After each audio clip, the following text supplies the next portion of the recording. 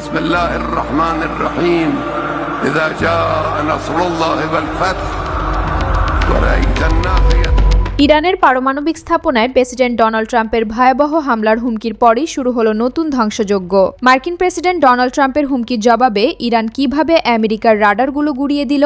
মধ্যপ্রাচ্যের এই ভয়ঙ্কর যুদ্ধ পরিস্থিতি জানতে আজকের প্রতিবেদনটি আপনাকে দেখতেই হবে, না হলে বড় একটি আন্তর্জাতিক আপডেট আপনি মিস করবেন। তাহলে চলুন এবার জেনে নেওয়া যাক বিস্তারিত। মার্কিন প্রেসিডেন্ট ডোনাল্ড ট্রাম্প ইরানের পারমাণবিক স্থাপনায় সরাসরি হামলার হুমকি দেওয়ার পরই চরম উত্তেজনা ছড়িয়ে পড়েছে। জবাবে ইরানের সশস্ত্র বাহিনী স্পষ্ট জানিয়েছে, তাদের স্থাপনায় হামলা হলে আমেরিকার কোনো সামরিক ঘাঁটি এবং মিত্র দেশগুলো রেহাই পাবে না। যুক্তরাষ্ট্র এমন দুঃসাহস দেখালে পুরা মধ্যপ্রাচ্যে সর্বাত্মক যুদ্ধ শুরু হবে বলে কড়া হুঁশিয়ারি দিয়েছে তেহরান।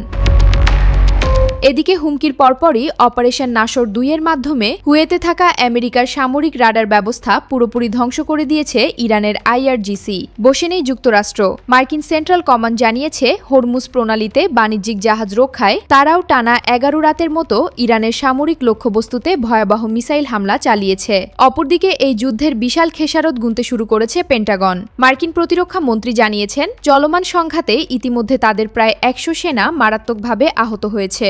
একই সঙ্গে ইরান ইউরোপীয় দেশ বুলগেরিয়াকে সতর্ক করে বলেছে, যুক্তরাষ্ট্রকে সামরিক ঘাঁটি ব্যবহার করতে দিলে তাদের ওপরও ভয়াবহ সামরিক আগ্রাসন চালানো হবে।